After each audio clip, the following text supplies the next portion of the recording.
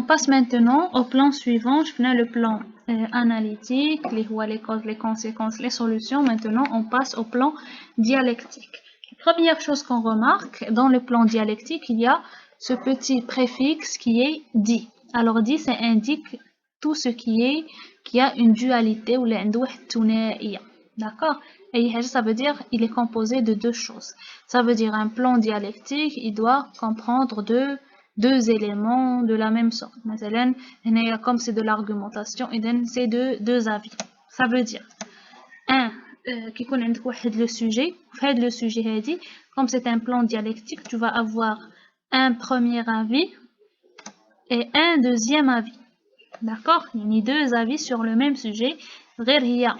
La caractéristique de ces deux avis, c'est qu'ils doivent être opposés. D'accord? Le premier avis et le deuxième avis, c'est des avis opposés. Par exemple, comme le premier avis, on va parler des avantages de quelque chose, d'un sujet. Les avantages ديالو مثلا je ne sais pas les avantages مثلا l'enseignement à distance الدراسة عن بعد مثلا اللي نتوما دابا فيها شنو هما لي زافونتاج ديالها داكوغ ولا غتهضر على لي زارغومون بور مثلا الناس اللي متفقين مع هاد l'enseignement à distance alors que d'autres ne le sont pas. إذا le premier avis غيكون des avantages. Le deuxième avis شنو غيكون les inconvénients. شنو هما les inconvénients ديال هاد l'enseignement à distance اولا شنو هما les arguments contre. Ça veut dire شكون هما les opposants. شنو كيقولوا les opposants de cette idée là. D'accord? يعني كيكون عندك واحد le premier avis واحد le deuxième avis كتعطي les arguments ديال le premier, les arguments du deuxième avis et après tu dois te faire une opinion personnelle. يعني من هاد les deux avis tu dois choisir un parti. غتختار واحد le parti. واش le premier tu es avec مثلا les partisans ou tu es avec les opposants. Ça veut dire tu dois te poser la question. Y a-t-il plus d'avantages ou d'inconvénients? S'il s'agit d'un sujet avec des avantages et des inconvénients, toi, tu dois choisir un parti. Est-ce que tu penses qu'il y a plus d'avantages que d'inconvénients ou le contraire, tu penses qu'il y a plus d'inconvénients que d'avantages? Ou là, tu dois te poser la question. Alors, suis-je pour ce sujet ou là contre ce sujet? Par exemple, suis-je pour l'enseignement à distance ou contre l'enseignement à distance? Par exemple, tu dois formuler un avis personnel. Et le plan dialectique, l'avis numéro 1 ou l'avis numéro 2, les deux avis, jugeons le développement. Ils appartiennent au développement. Pour l'avis personnel, il sera réservé à la conclusion. Le plan dialectique en détail, pas à pas, on va voir. Premièrement, on a l'introduction et les rédiger en un seul paragraphe, comme le plan analytique, où il y a deux éléments. Les premièrement, présenter le sujet, comme le plan analytique, soit la définition, soit la mise en situation. Par exemple, là, dernièrement, le sujet crée une grande polémique. L'enseignement à distance, dernièrement, l'enseignement à distance est un sujet qui crée une grande polémique. Ça veut dire quoi une polémique? Il y a beaucoup d'avis qui sont, il y a des avis contre, il y a des avis pour, il y a plusieurs avis, plusieurs opinions qui s'expriment à propos d'un même sujet et qui est un sujet de tendance. Un sujet un sujet polémique. Il y a des avis qui sont un peu opposés. D'accord? Après, vous passez à la problématique. Il y a des opposants et il y a des partisans de ce sujet. Il y a des gens qui sont et il y a des gens qui sont et après, vous posez une question. La problématique, une problématique les textes argumentatifs. La problématique, c'est une question sur les deux avis à discuter.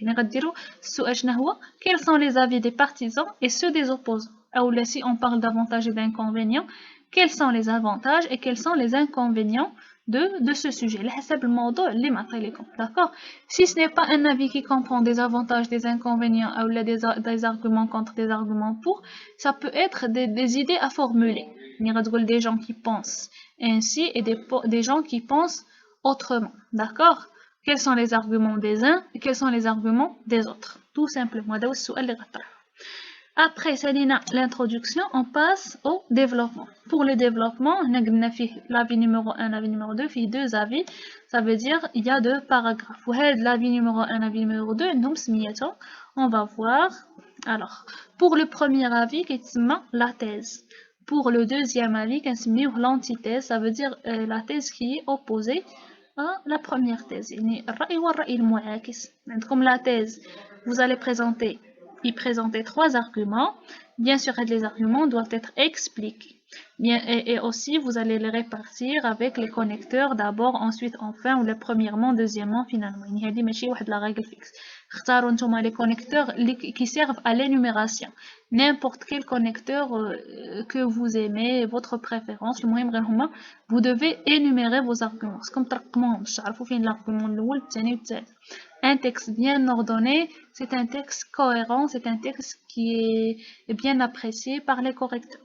إذا هنا غتقولوا trois arguments avec leur explication أو des exemples على حسب ما يمكن لكمش تشرحوا أكثر الموضوع يعني ما عندكمش لو vocabulaire nécessaire باش أنكم تشرحوا davantage هاد l'argument اللي عطيتوه غدوزو ce qui est plus simple c'est des exemples غتعطيهم des exemples de la vie réelle اولا غتختار واحد ليكزامبل من عندكم مثلا غتحطوا راسكم في واحد الحاله المهم وتقولوا مثلا لا عشت في هاد الحاله وهاد الحاله اشنو غيكون غتعطي واحد المثال داكوغ عندكم هنا les arguments trois arguments pour la thèse trois arguments pour l'antithèse vous en avez fini vous passez à la dernière partie il y a la conclusion qui sera rédigée en un seul paragraphe. Alors pour la conclusion la synthèse on remarque qu'il y a les arguments des uns et des autres les arguments des opposants et des partisans sont aussi convaincants que pertinents mais et je donne mon avis personnel. Ce qui est important, c'est que je dois savoir, toi, qu'est-ce que tu penses de tout ça? Quel est ton avis? Quelle est ton opinion sur tout ce qui se passe ou là sur ce sujet? Alors, tu formules un avis personnel. Personnellement, voici ce que je pense et voici ce que je pense. نشوفوا هنا un exemple عندنا هذا le sujet هذا. Alors ça c'est un sujet qui est relatif au dernier jour d'un condamné comme le dernier roman à thèse que vous devez choisir. عندكم هنايا مثلا dans le dernier jour d'un condamné de Victor Hugo, le narrateur décide d'écrire pour soulager ses souffrances et amener à l'abolition de la peine de mort. Alors, l'écriture est-elle une arme efficace contre les tares de la société? Donnez votre avis en argumentant.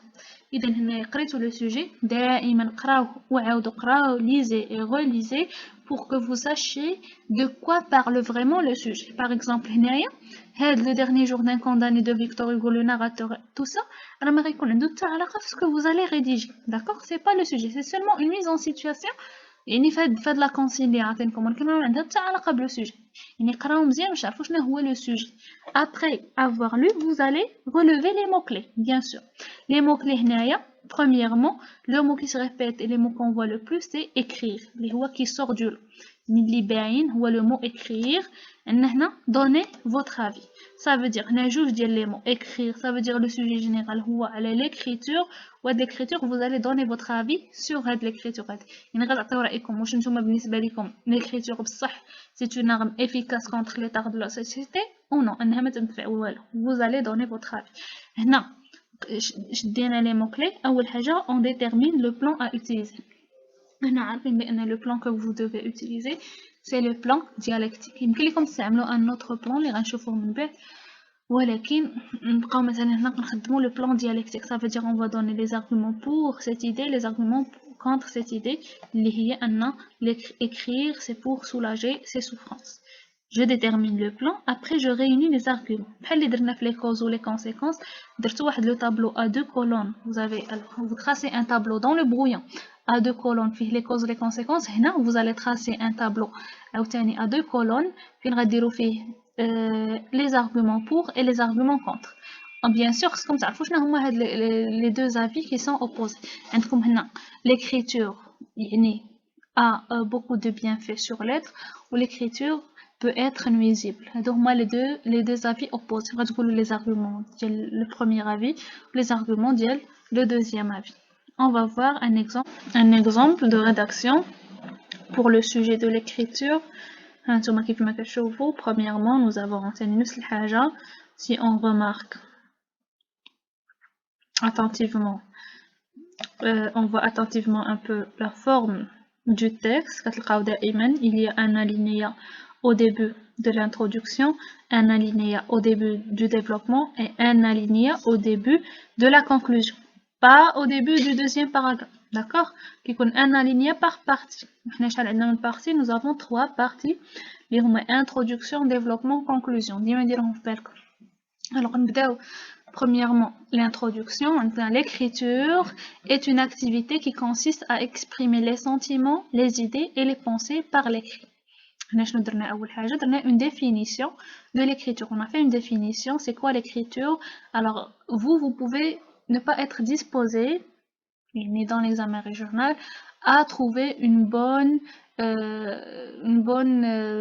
définition d'un sujet qui est bien clair et bien exprimé. Qu'est-ce que vous pouvez faire? Vous pouvez donner seulement une mise en situation. Ça veut dire l'écriture est une activité très appréciée par les gens, mais il y en a d'autres qui pensent qu'elle ne sert à rien. Maintenant, ça fait, alors,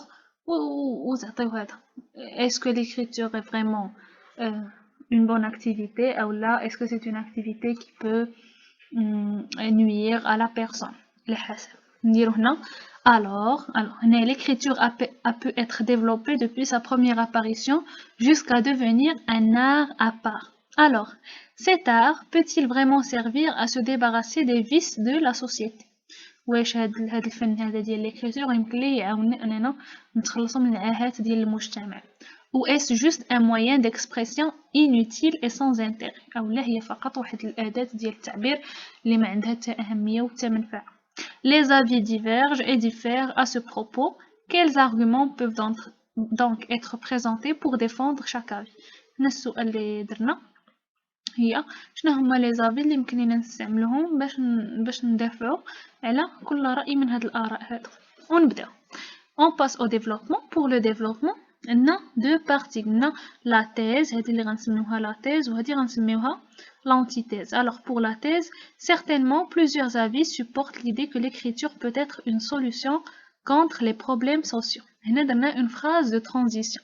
هاد la phrase de transition كتبين لك شنو هو l'avis dont tu vas traiter dans ce paragraphe. Est-ce que c'est l'avis, le premier avis ou le deuxième avis? Est-ce que c'est l'avis qui est pour l'écriture ou l'avis qui est contre l'écriture? Plusieurs avis supportent l'idée. Supportent l'idée, ça veut dire qu'ils sont dans le fikra de l'écriture. Et nous sommes avec les arguments qui sont pour l'écriture. Peut être une solution contre les problèmes sociaux. D'abord, pourquoi ces gens pensent que l'écriture peut aider à se débarrasser des tares de la société?